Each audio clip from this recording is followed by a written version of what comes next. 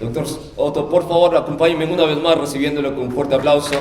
Qué bendición tenerlo entre nosotros, mi hermano.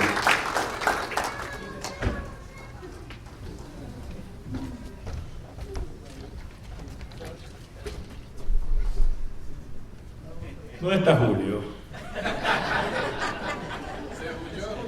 Y Alex. Muchos impíos sin que nadie lo... Una vez un hermano, voy a comenzar con una parábola. Una vez un hermano tuvo un problema en un trabajo porque él estaba esperando un ascenso. Y resulta que un compañero de trabajo también estaba esperando el mismo ascenso y ambos estaban esforzándose. Y ese compañero de trabajo le creó un clima laboral, como se dice en recursos humanos, y provocó un escándalo para impedir que el hermano lo ascendieran. No solamente no lo ascendieron, sino que casi lo despiden del trabajo. Se investigó el asunto y quedó ahí.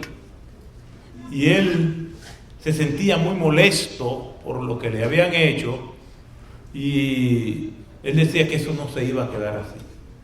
Y en ese proceso viene a hablar conmigo y me dice que esta era la situación por la que estaba pasando, que tenía mucho resentimiento. Y mire, pastor, eso no se va a quedar así. Yo le digo, no, hermano, tú no puedes tomar venganza de eso.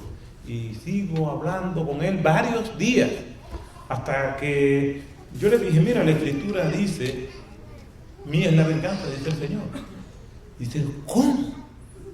Sí, fuimos al libro de los Romanos, leímos el capítulo 12 completo, el capítulo 13, el capítulo 14 completo. Y toda esa perspectiva de directrices de cómo deben conducirse los cristianos. Y entonces él se quedó tranquilo, pero me dio cierta sospecha, su tranquilidad, porque cada vez que me veía me decía, pastor, estoy orando. Y estoy orando. Y un día le pregunto, ¿cómo es tu oración? Bueno, usted me mostró por la Escritura que el Señor dice, mía es la venganza. Sí, bueno, estoy orando para que el Señor me use a mí de instrumento. Yo solamente digo, Julio, que iniciaste esto.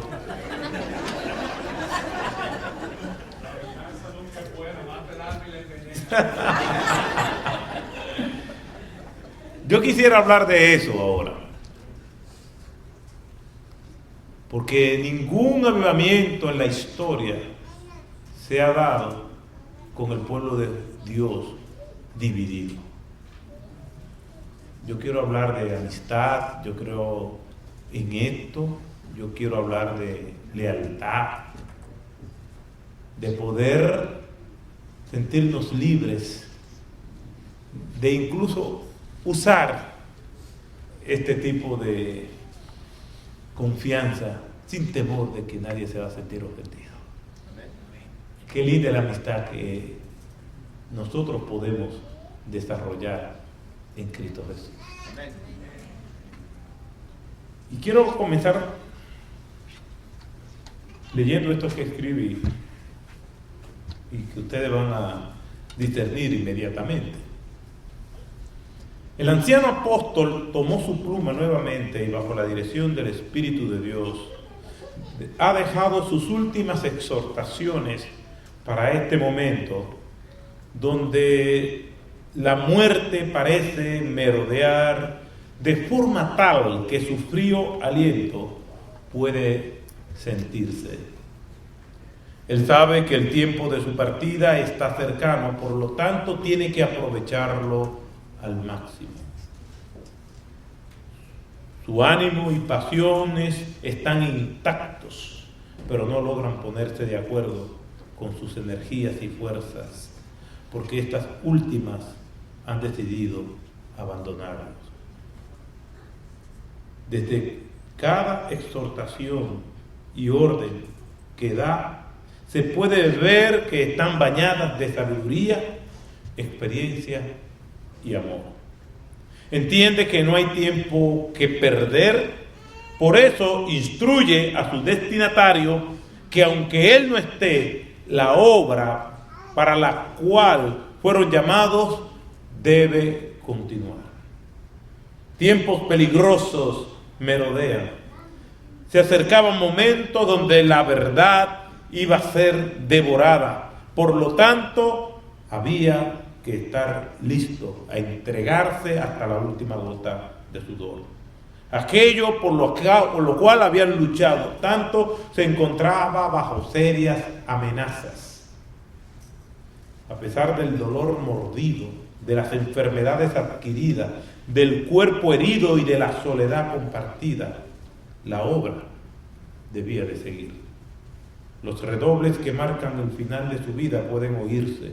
Su verdugo ensaya su golpe letal. Sin embargo, no hay tristezas, no hay ansiedades, no hay temores, no hay desesperación ni angustia. Su misión ha sido cumplida y su partida es anhelada como nunca. Ha concluido con el punto final de esta segunda carta que le escribe a su más fiel discípulo y colaborador. Pero el punto final de su vida lo pondrá aquel a quien él anhela ver. Mis hermanos, les presento la segunda epístola del apóstol Pablo a Timoteo, con énfasis en el capítulo 4.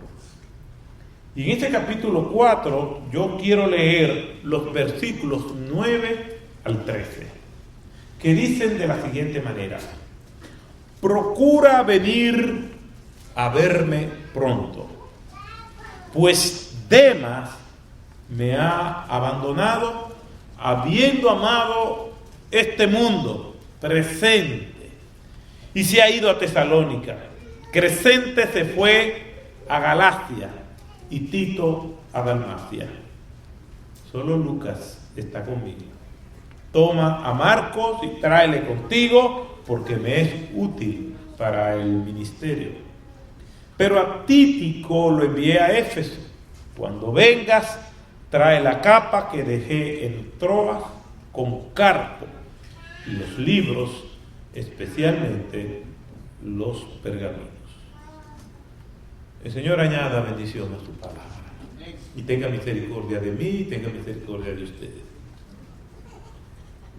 El apóstol Pablo, cuando escribe esta carta termina con un final que no es el que yo hubiera preferido. El final que a mí me hubiera gustado para esta carta es el que nosotros encontramos en el libro de los Hechos, capítulo 28, 30 y 31. Ese es el final que a mí me gusta. Porque dice, y Pablo se quedó por 2 años enteros en la habitación que alquilaba y recibía a todos los que todos los que iban a ver, predicando el reino de Dios y enseñando todo lo concerniente al Señor Jesucristo con toda libertad y sin estorbo o sin impedimento. Ese es el final que a mí me gusta. A veces mi esposa me dice, vamos a ver tal película, y digo, ¿cómo termina? Porque no estoy por deprimirme. O sea, yo no voy a ver una película donde la narrativa me va a introducir y me va a envolver en las experiencias de los personajes para entonces yo al final estar deprimido. Por eso nos gustan las historias que tienen finales felices, nos encantan, nos ayudan a tener momentos de alegría, aunque sea por una experiencia. ¿Por qué? Porque en este mundo tenemos demasiado sufrimiento para no añadirme tristeza por una película. Por eso, este es el final que a mí me hubiera gustado para tener en mi memoria las últimas horas o los últimos momentos de la vida de Pablo. Pero este no es el Pablo que nosotros encontramos en estas epístolas de Timoteo. Pablo ahora está encarcelado en una prisión, en un calabozo, en una mazmorra, encadenado, fría, oscura, maloliente, viviendo por debajo de la dignidad humana. Así es que está el apóstol Pablo en estos momentos. Y las epístolas no son probablemente como uno se la imagina, que comienza a redactar una carta y hasta que no termina, no para. Las epístolas se hacían, según dicen los expertos en el Nuevo Testamento, y se hacían pausas y se continuaban. Y cuando uno ve la estructura de la epístola, se da cuenta de que es así, de que no es una escritura corrida. Hay partes que uno no puede notar esas pausas, pero hay partes que sí. Y en este pasaje nosotros nos damos cuenta de eso. Entre las dos epístolas, el apóstol Pablo le escribe a Timoteo, entre otras cosas, dándole más de 40 exhortaciones imperativas de lo que Timoteo tenía que hacer. Y Timoteo, joven, lo conoce desde que era probablemente un adolescente. Nosotros nos damos cuenta del origen de Timoteo en Hechos capítulo 16, versículo 1, que nos dice que su padre era griego y su madre era judía, y que desde joven fue conducido por las Sagradas Escrituras, primero por su abuela y después por su madre. Pues nosotros nos damos cuenta que Timoteo era un buen muchacho. Fue el colaborador más cercano que el apóstol Pablo tuvo. De las 13 epístolas de Pablo, en 11 de ellas, Timoteo es mencionado. Cuando nosotros leemos acerca de las personas que estaban bien cercanas de Pablo, ninguno está más cercano de Pablo que Timoteo. Sin embargo, en estos momentos grises de la historia de Pablo, Timoteo no está. Parece ser que Timoteo, que es pastor en una ciudad hedonista, liberal, complicada, entregada a la perdición, como era la ciudad de Éfeso. El Imperio Romano tenía 3 grandes joyas en sus ciudades conquistadas. Una era Éfeso, Atenas y Corinto.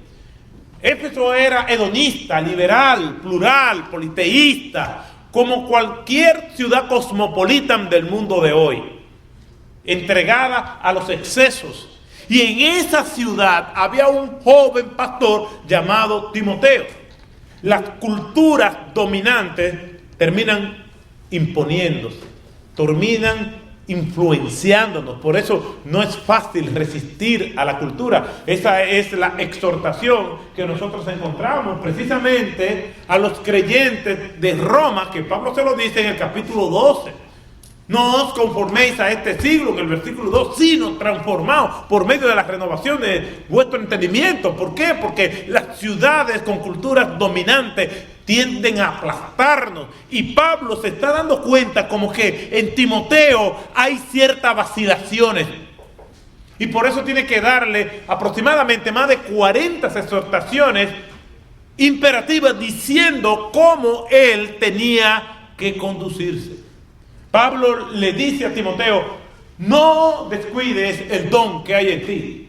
Después le dice, aviva pues el don que hay en ti. Persiste pues en lo que has aprendido. No nos ha dado Dios espíritu de cobardía. Tú pues esfuérzate en la gracia que hay en Cristo Jesús. Todas estas exhortaciones es diciéndole a un vacilante Timoteo de que tiene que persistir en lo que él ha aprendido.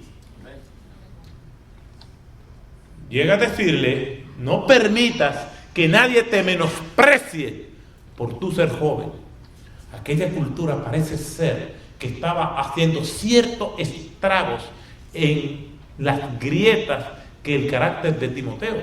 podía detener. Y Pablo tiene que decirle, mira, Timoteo, tú eres que va a tener la antorcha, ya yo estoy a punto de ser sacrificado. Cuando nosotros leemos en el capítulo 2, versículo 2 de esa segunda epístola, el apóstol Pablo le dice a Timoteo, tú pues, hijo mío, esfuérzate en la gracia que hay en Cristo Jesús, y lo que has oído de mí, o sea, mi mensaje, lo que ha sido mi vida, lo que ha sido mi testimonio, que no ha variado, ha sido el mismo siempre, en las aflicciones, en el momento de bonanza, en los infortunios, en las situaciones difíciles, mi mensaje no ha variado.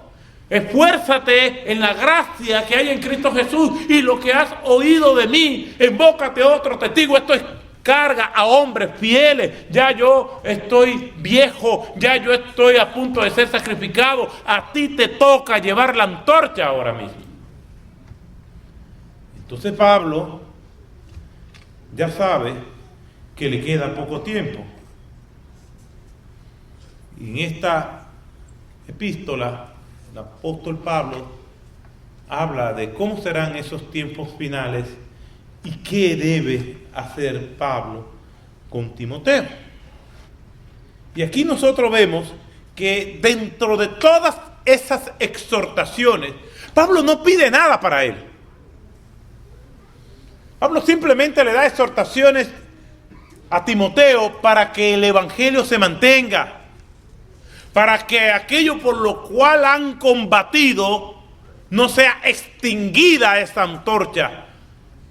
Ya Pablo lo había advertido cuando se despide de los pastores de Éfeso en la ciudad portuaria de Mileto.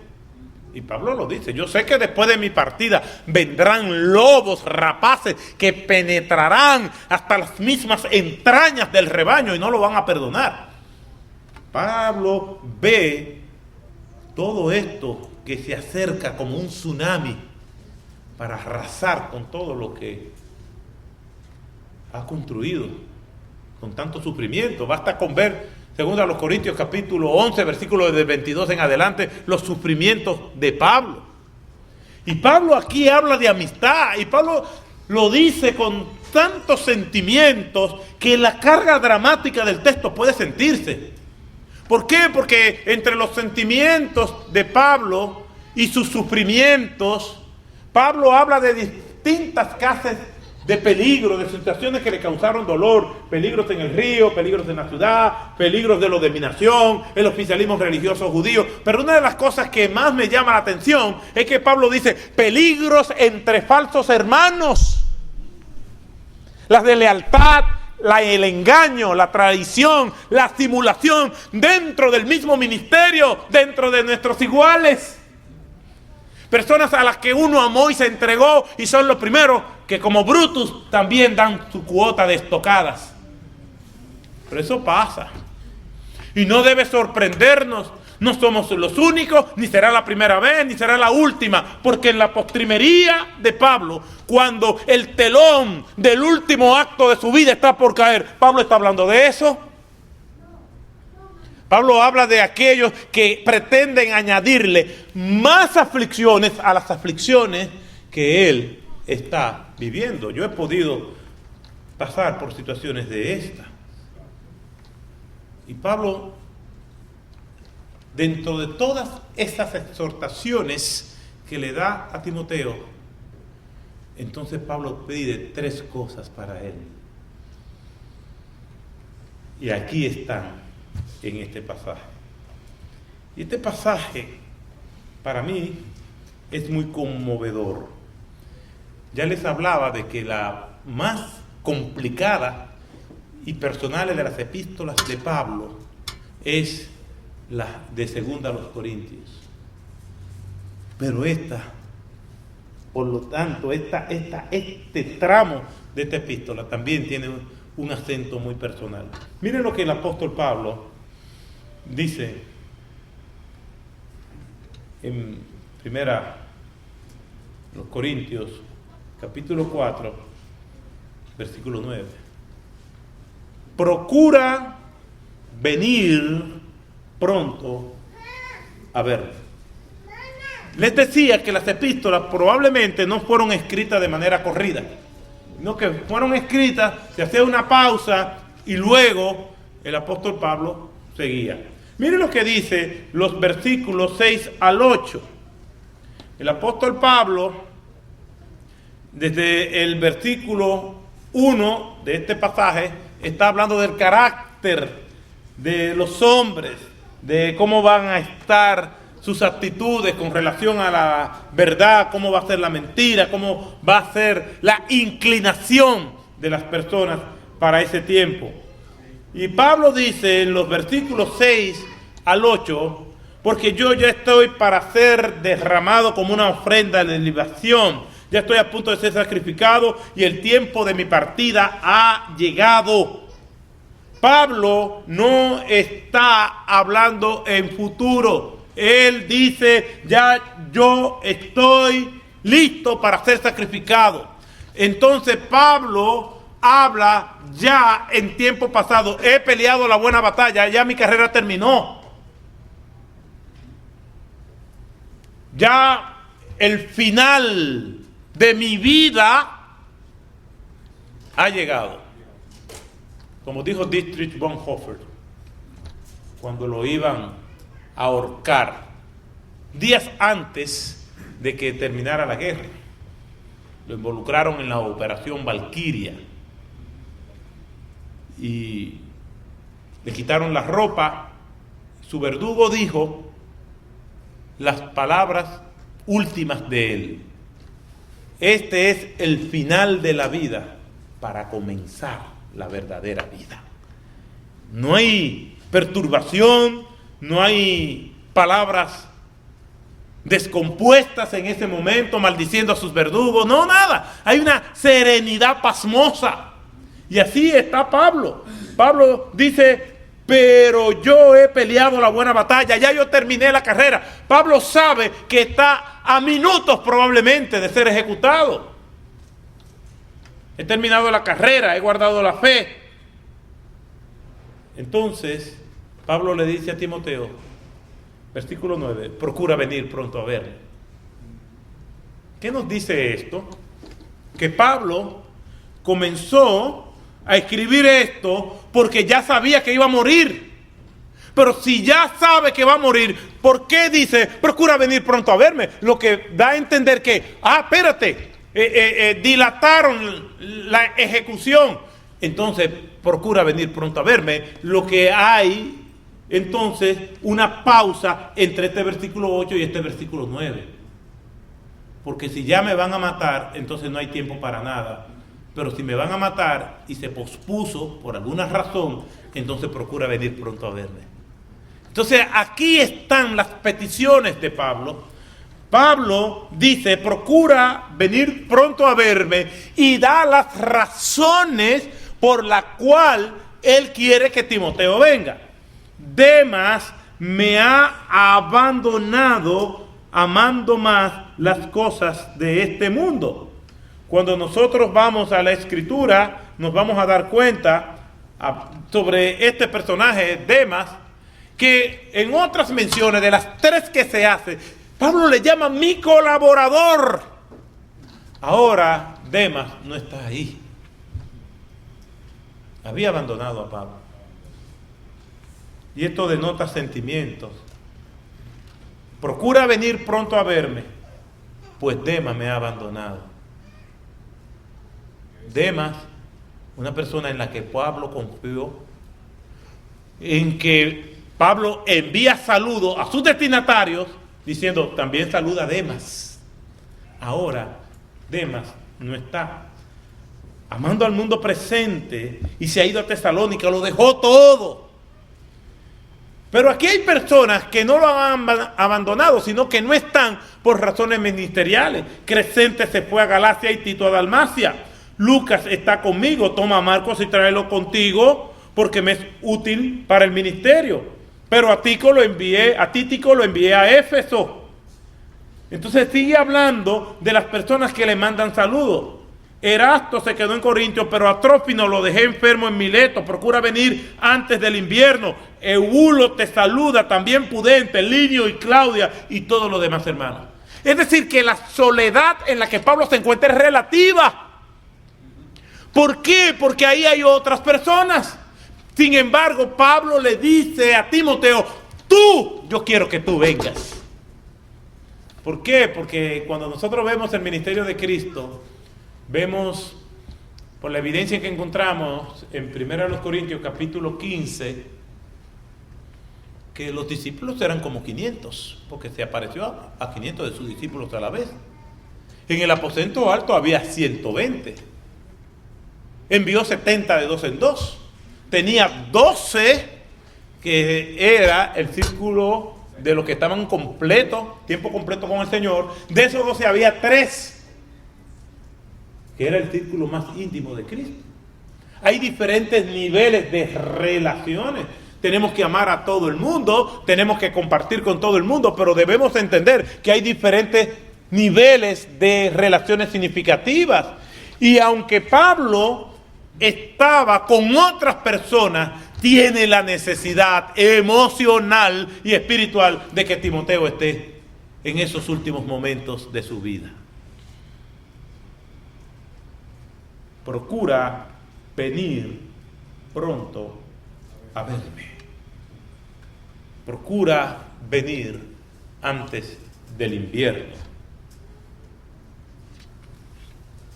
El apóstol Pablo subió al tercer cielo.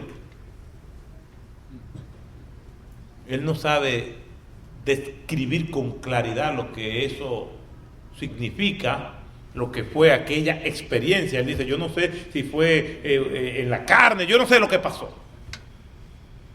Y lo grande es que ahora hay gente viajando al tercer cielo, que eso es ida y vuelta en oferta. Y vienen y te dan una descripción de cómo eso es allá, cuando Pablo no está seguro de lo que pasó. Y te dan unos detalles extraordinarios.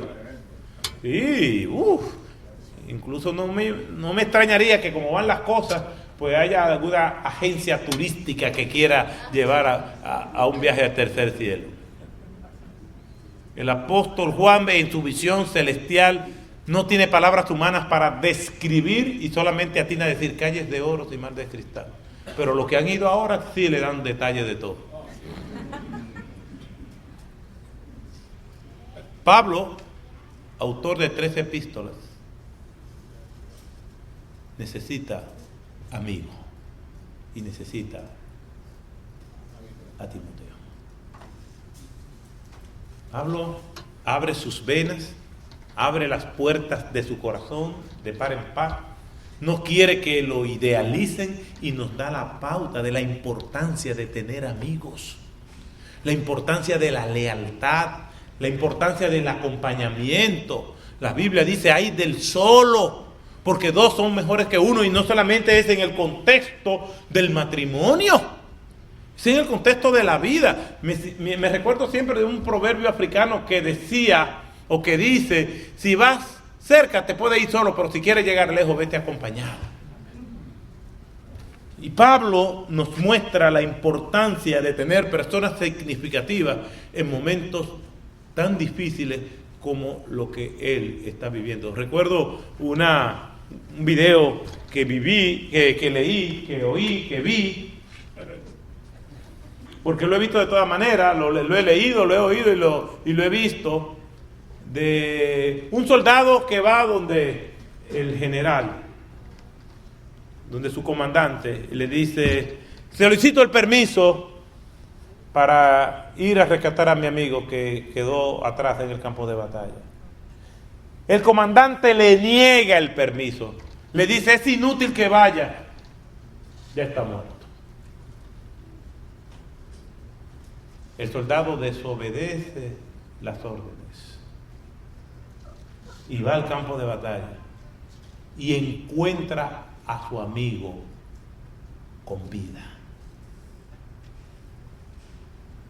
Cuando regresa, viene con él en los brazos, muerto.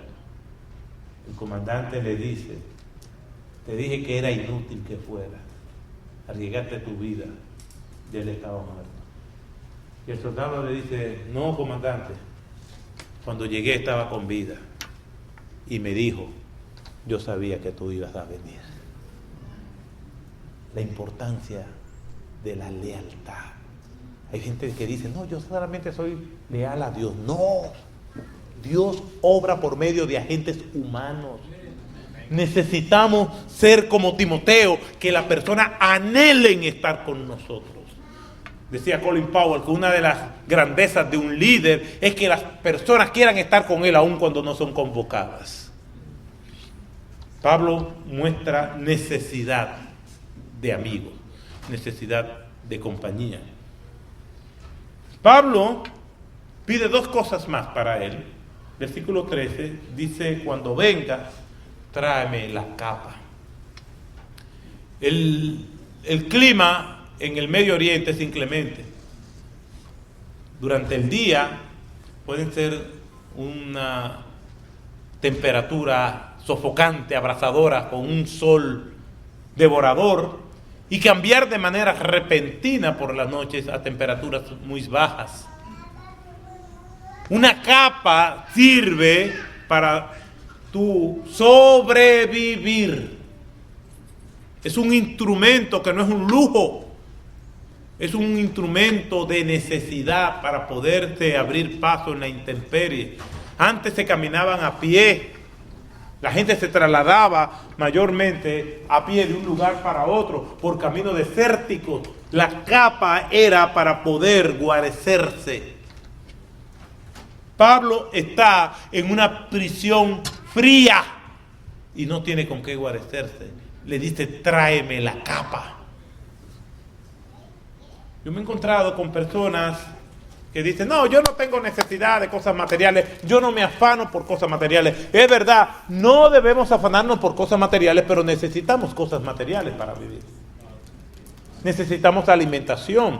Cuando el Señor sacó al pueblo hebreo, según la evidencia que nosotros vemos en Deuteronomio capítulo 8, y lo sacó de Egipto, le suplió todas sus necesidades básicas, según nosotros vemos de Deuteronomio capítulo 8.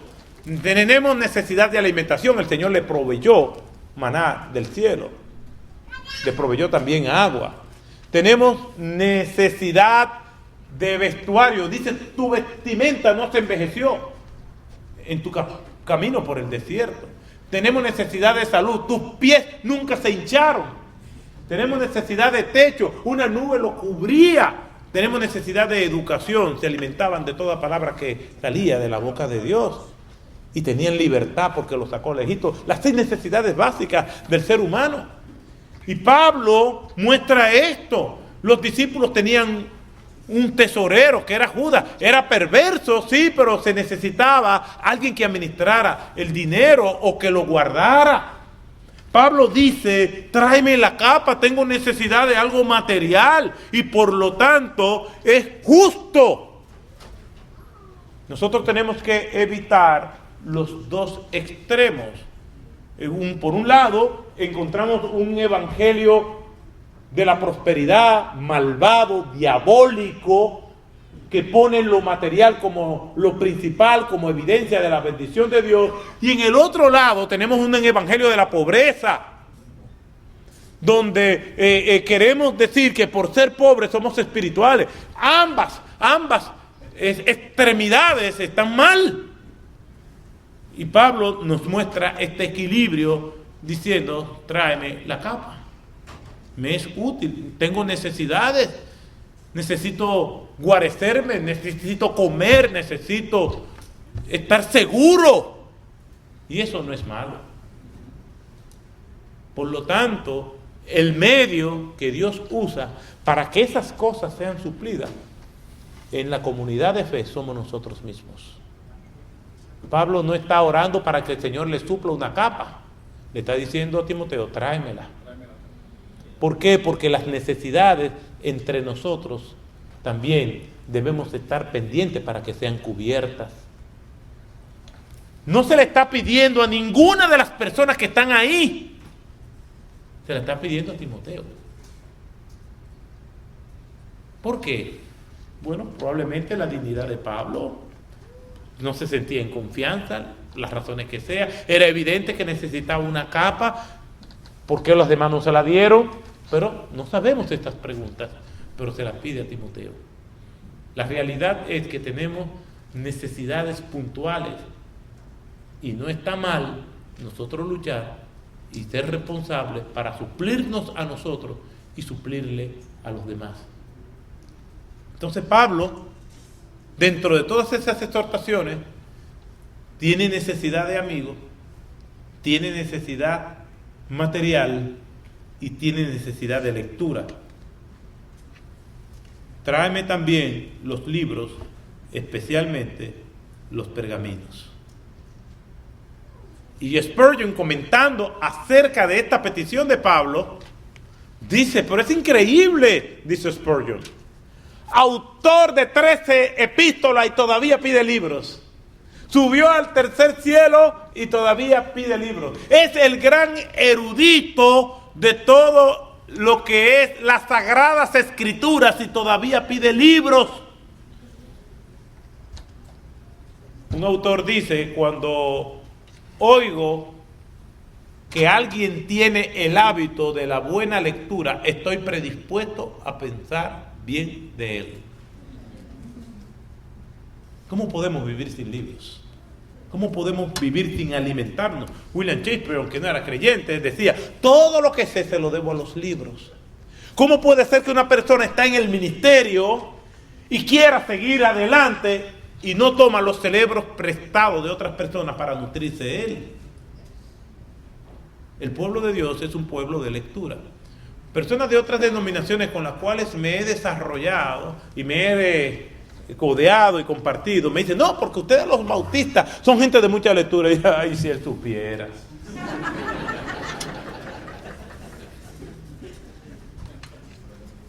Tenemos esa fama, pero la realidad es que no es así.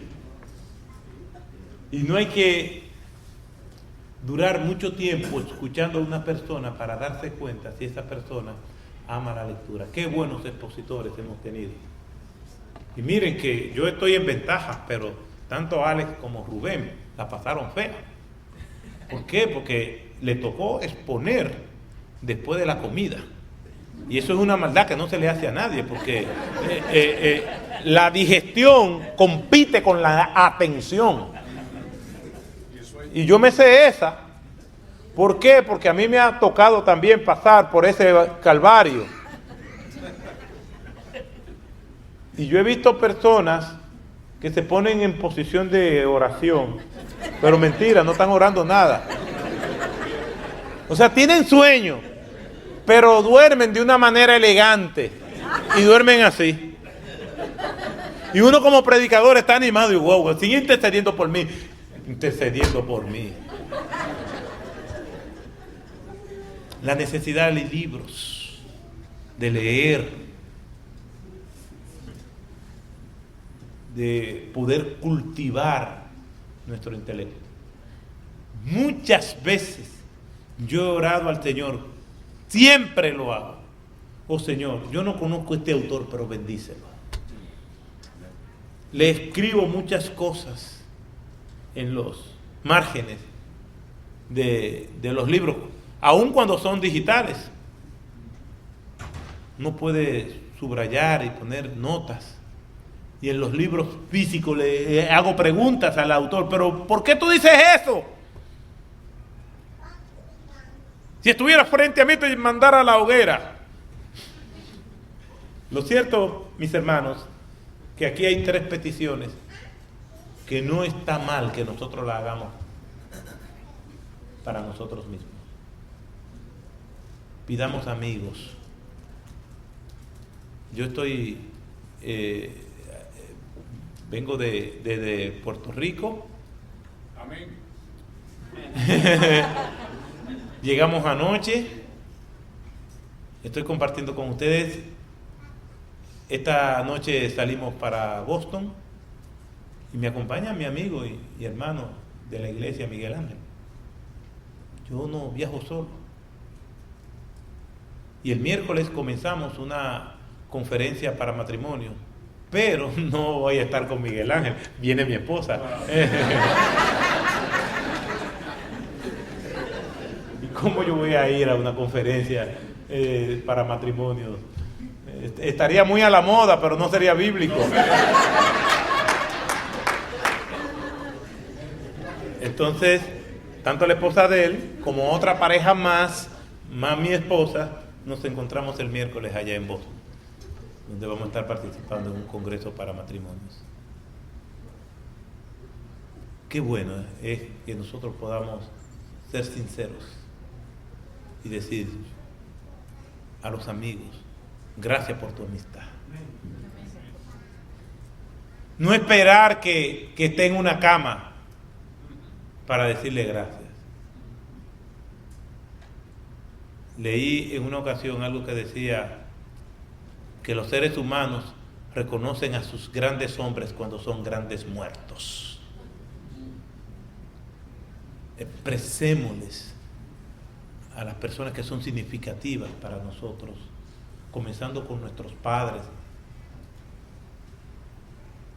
nuestras esposas, nuestros hijos, la gratitud. Mi papá tuvo una vida desordenada y después vino al Señor. Y mi papá fue un buen hombre, amoroso y rudo a la vez. No sé si conocen ese tipo de combinación, pero pueden convivir. Y mi papá nunca me dijo te amo. Un día él me llamó, me dijo, Otto, yo quiero hablar contigo.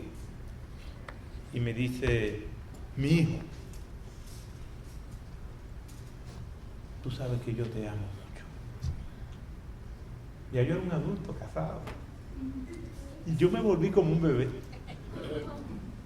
Tú sabes que yo te amo. Nunca antes me lo había dicho. Y yo le dije, papi, yo sé que tú me lo estás diciendo porque tú crees que tú tienes una deuda conmigo, pero tú no tienes deuda conmigo. Yo te amo. Lo abracé. 2 semanas más tarde mi padre tuvo un accidente y no volvió a hablar jamás.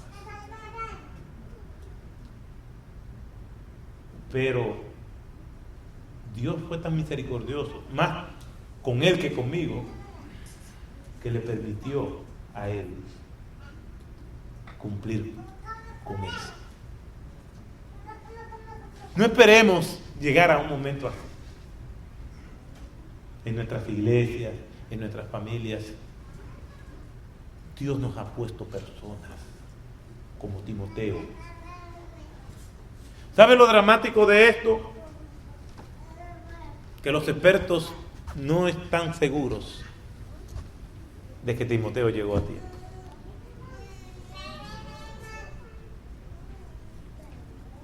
De que cuando Timoteo llegó, ya Pablo había partido.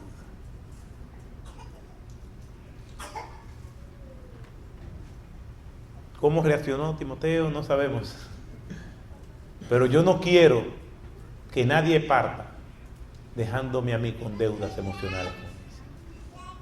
Otto, te amo. Me gustaría decir lo mismo. Yo también te amo.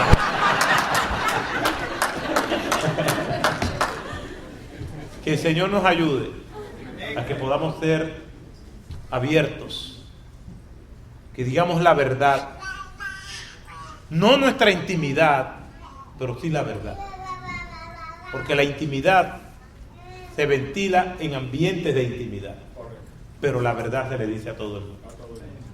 Que el Señor nos ayude a reconocer que tenemos necesidad de amigos, que tenemos necesidades materiales y tenemos necesidades de crecer. Amén. Padre Santo, gracias por tu palabra. Gracias porque tú nos hablas por medio de ella. Que ella no quede simplemente en el ambiente, sino que profundice en nuestros corazones. Que así sea. Y que nos transforme. Gracias, Señor. A ti sea la gloria y la honra. En el nombre de Jesús. Amén. Dios le bendiga. Los quiero mucho.